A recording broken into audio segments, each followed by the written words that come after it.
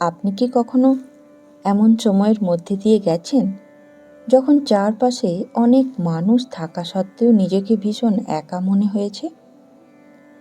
কাউকে নিজের কষ্টটা বোঝাতে পারছেন না, কাউকে নিজের মনের কথাটা বলতে পারছেন না। কখনো কখনো এমনও হয়, যাকে সবচেয়ে বেশি ভরসা করেছিলাম সেই মানুষটি পাশে থাকে না। যার কাছে সাহায্য চেয়েছিলাম সেও সাহায্য করতে পারে না। আর তখন মনে হয়, আমার কি সত্যিই কেউ নেই? আজকের কথাটি ঠিক সেই মুহূর্তের জন্য। কারণ আপনি যতই একা হয়ে যান, যতই অসহায় হয়ে যান, যতই মনে হয় সবাই আপনাকে ছেড়ে চলে গেছে, একবার শুধু মনে করবেন, আমার একজন মা আছেন। এবং সেই মা এমন মা নন যার কাছে শুধু সুখের সময় যেতে হবে। যখন আপনার হাতে কিছু নেই, যখন আপনার চোখে জল, যখন আপনার সামনে কোনো পথ নেই, যখন আপনি কাউকে কিছু বোঝাতে পারছেন না, ঠিক তখনই তাকে ডাকবেন। সেই শ্রী মা সারদা দেবীর মাতৃভাবের সবচেয়ে বড় সৌন্দর্য এখানেই। তিনি শুধু কয়েকজন ভক্তের মা নন, তিনি এমন এক মাতৃভাবের প্রতীক যেখানে একজন মানুষ তার সমস্ত দুর্বলতা, সমস্ত ভুল, সমস্ত দুঃখ নিয়ে মায়ের কাছে যেতে পারে।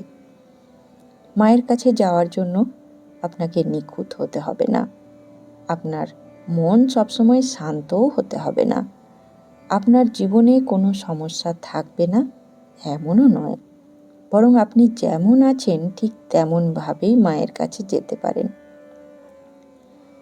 একবার একটু ভাবুন, একটি ছোট্ট শিশু যখন ভয় পায় তখন সে কি নিজের সমস্যার সমাধান করতে বসে?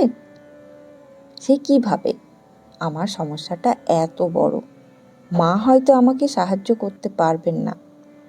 না, সে শুধু মাকে ডাকে, কারণ তার কাছে একটি বিষয় নিশ্চিত, আমার মা আছেন। এই বিশ্বাসটাই ভক্তির মূল। আমরা বড় হয়ে গিয়েও সেই সরল বিশ্বাসটাকে হারিয়ে ফেলি। আমরা হিসেব করি, এটা হবে তো, ওটা হবে তো, আমি প্রার্থনা করলাম কিন্তু ফল পেলাম না, কেন? আমি এত জপ করলাম, তবুও আমার সমস্যা গেল না কেন? আমি ঈশ্বরকে ডাকলাম, তবুও আমার জীবনে দুঃখ এলো কেন? কিন্তু ভক্তির গভীর অবস্থায় প্রশ্নটা অন্যরকম হয়ে যায়। সেখানে মানুষ বলে, যা হচ্ছে তোমার ইচ্ছেই হচ্ছে, আমি বুঝতে পারছি না, কিন্তু তোমার ওপর আমার বিশ্বাস আছে। এই বিশ্বাসটাই আত্মসমর্পণ। তবে আত্মসমর্পণ মানে কি হাত পা গুটিয়ে বসে থাকা? একেবারেই নয়। এই জায়গাটি খুব গুরুত্বপূর্ণ। ঈশ্বরের হাতে নিজের জীবন সমর্পণ করার অর্থ হলো, কাজ আমি করব, কিন্তু কাজের অহংকার আমি নিজের কাছে রাখব না। আমি চেষ্টা করব, আমি পরিশ্রম করব, আমি সংসারের দায়িত্ব পালন করব, আমি আমার কর্তব্য করব, কিন্তু মনে রাখব আমি একা কর্তা নই। আমার শরীর, আমার শক্তি, আমার বুদ্ধি, আমার সুযোগ সবই তো তার দেওয়া। তাহলে আমি কেন বলবো আমি করছি, আমার জন্যই হচ্ছে, আমিই সব সামলাচ্ছি? এই আমিটাই ধীরে ধীরে মানুষের মনে বন্ধন তৈরি করে। ধরুন, আপনি সংসারে অনেক কাজ করছেন, সন্তানের জন্য করছেন, মা বাবার জন্য করছেন, স্বামী বা স্ত্রীর জন্য করছেন, পরিবারের জন্য করছেন, কাজ করছেন, উপার্জন করছেন, রান্না করছেন, ঘর সামলাচ্ছেন, অন্যের যত্ন নিচ্ছেন। দিনের শেষে শরীর ক্লান্ত হয়ে যাচ্ছে, তখন মনে হচ্ছে আমি এত কিছু করি অথচ কেউ আমার কষ্টটা বোঝে না। এই জায়গায় যদি আমরা একটু ভাব পরিবর্তন করতে পারি, যদি মনে করি, মা, এই কাজটাও তোমার জন্য করছি, তাহলে একই কাজের অর্থ বদলে যায়। কাজটা আর শুধু সংসারের কাজ থাকে না, সেটা হয়ে ওঠে সেবা। আর সেবার মধ্যে যদি নিজের স্বার্থ কমতে থাকে, অহংকার কমতে থাকে, তখন সেই কাজই ধীরে ধীরে সাধনার পথ হয়ে যায়। সেই রামকৃষ্ণদেবের শিক্ষায় কর্মের সঙ্গে ঈশ্বর ভাবের এই সম্পর্কটি অত্যন্ত গুরুত্বপূর্ণ। সংসার থেকে পালিয়ে গেলেই যে ঈশ্বর লাভ হবে এমন নয়, বরং যেখানে আছেন সেখানেই ঈশ্বরকে স্মরণ করে কর্তব্য পালন করা যায়।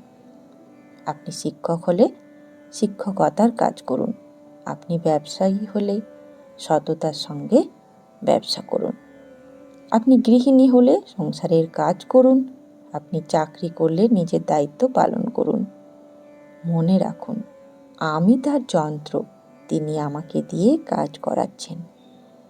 এই ভাবটি যত গভীর হবে, কাজের মধ্যে অহংকার তত কমবে, আর অহংকার যত কমবে, মনের ভারও তত কমবে।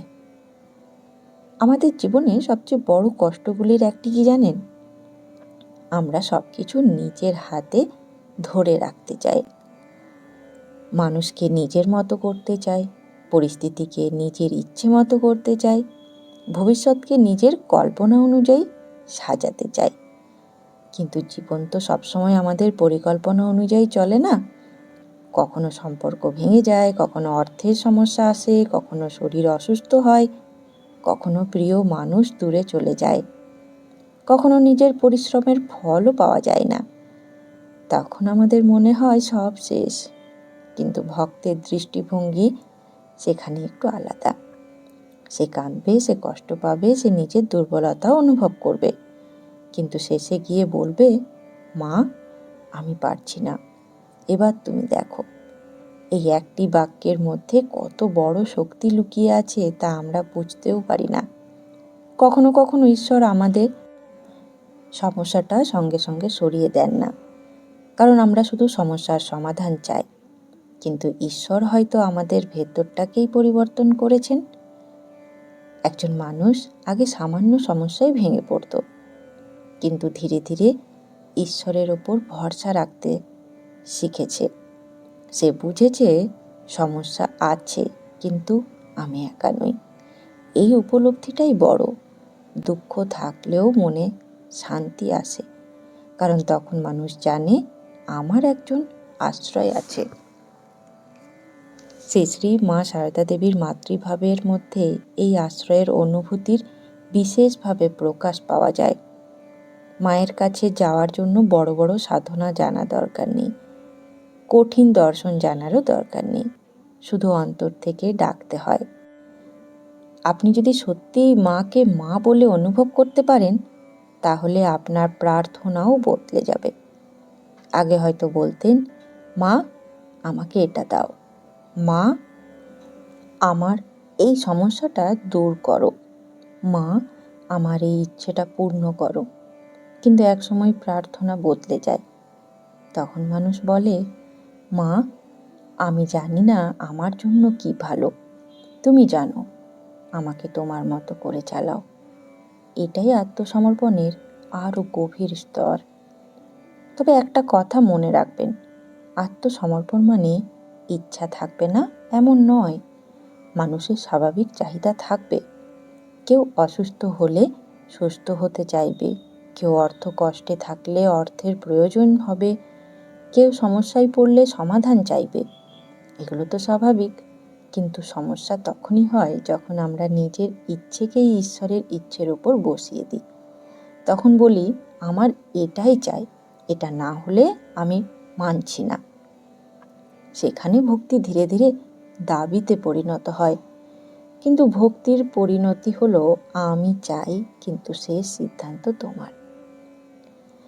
জানেন, রামায়ণের একটি অত্যন্ত পরিচিত প্রসঙ্গ আমাদের এই আত্মসমর্পণের শিক্ষা দেয়। বিভীষণ যখন রামের আশ্রয় নিতে এলেন, তখন তিনি ছিলেন রাবণের ভাই। তাকে নিয়ে সন্দেহ ছিল, তাকে গ্রহণ করা উচিত কি না, এই নিয়ে প্রশ্ন উঠেছিল। কিন্তু শ্রীরামের আশ্রয় নীতির যে ভাবটি সেখানে প্রকাশ পায়, তার সার কথা হলো, যে সত্যিই আশ্রয় চায় তাকে আশ্রয় দেওয়া। এই ঘটনাটি আমাদের একটি গভীর শিক্ষা দেয়। ঈশ্বরের কাছে যেতে গেলে আমাদের অতীতের বোঝা নিয়ে দাঁড়িয়ে থাকতে হবে না। আমরা ভুল করেছি, আমরা দুর্বল হয়েছি, আমরা অনেকবার ভেঙে পড়েছি। তবুও যদি একদিন সত্যি বলতে পারি আমি তোমার, তাহলে সেই কথার শক্তি অসীম। কিন্তু আমরা মুখে বলি আমি তোমার, আর একটু পরেই বলি আমার ইচ্ছে মতো কেন হলো না। এখানেই আমাদের পরীক্ষা। ঈশ্বরকে নিজের জীবনের অংশ করা সহজ, কিন্তু নিজের জীবনকে ঈশ্বরের হাতে তুলে দেওয়া খুব কঠিন। তাই আজ নিজেকে একটি প্রশ্ন করুন, আমি কি সত্যি ঈশ্বরের ওপর বিশ্বাস করি, নাকি শুধু যখন বিপদ আসে তখন তাকে ডাকি? সুখের সময় কি তাকে ভুলে যায়? যখন সব ঠিকঠাক চলছে তখন কি মনে হয় আমি তো পারছি? আর যখন সব ভেঙে যায় তখন বলি মা আমাকে বাঁচাও। ভক্তির পথ আমাদের শেখায় শুধু বিপদের সময় নয়, দুঃখের সময়ও তাকে মনে রাখুন। আর একটি বিষয় খুব গুরুত্বপূর্ণ, ঈশ্বরের প্রতি ভালোবাসা শুধু মন্দিরের মধ্যে আটকে থাকলে চলবে না। যে সত্যি ঈশ্বরকে ভালোবাসে তার মধ্যে ধীরে ধীরে মানুষের প্রতি ভালোবাসা জন্মায়, কারণ সমস্ত জীবনের মধ্যে সেই এক চেতনার প্রকাশ। এই ভাব যত গভীর হয় তত অন্যকে ছোট করা কঠিন হয়। তখন আপনি কাউকে সাহায্য করলে মনে হবে না আমি তাকে সাহায্য করছি, বরং মনে হবে মা আমাকে দিয়ে তারই আর একজন সন্তানকে সাহায্য করিয়েছেন। এই ভাবটি যদি সত্যি আসে তাহলে অহংকারের জায়গা কোথায়? আপনি কাউকে খাওয়ালেন, কাউকে একটু সময় দিলেন, কাউকে কষ্টের সময় পাশে দাঁড়ালেন, কাউকে ভালো কথা বললেন, কাউকে ক্ষমা করলেন। এসব ছোট্ট কাজ বলে কিচ্ছু নয় যদি তার মধ্যে স্বার্থ না থাকে, যদি তার মধ্যে ভালোবাসা থাকে, তাহলে সেই কাজও সাধনা হয়ে উঠতে পারে। কারণ ঈশ্বরের জন্য করা কাজ মানে শুধু পূজা, জপ, ধ্যান নয়। ভালোবাসা দিয়ে করা কর্তব্য ঈশ্বরের জন্য কাজ হতে পারে। এখন হয়তো আপনার জীবনে এমন কোনো সমস্যা আছে যার সমাধান আপনি দেখতে পাচ্ছেন না। হয়তো সংসারে অশান্তি, হয়তো অর্থের চিন্তা, হয়তো সম্পর্কের কষ্ট, হয়তো ভবিষ্যৎ নিয়ে ভয়, হয়তো আপনি এমন কাউকে হারিয়েছেন যাকে ছাড়া জীবন কল্পনাই করতে পারেন না। আজ রাতে একবার একা বসুন, কাউকে কিছু বোঝানোর দরকার নেই, কোনো বড় প্রার্থনাও করার দরকার নেই। শুধু চোখ বন্ধ করে মনে মনে বলুন, মা আমি সব বুঝতে পারছি না, কিন্তু আমি তোমার।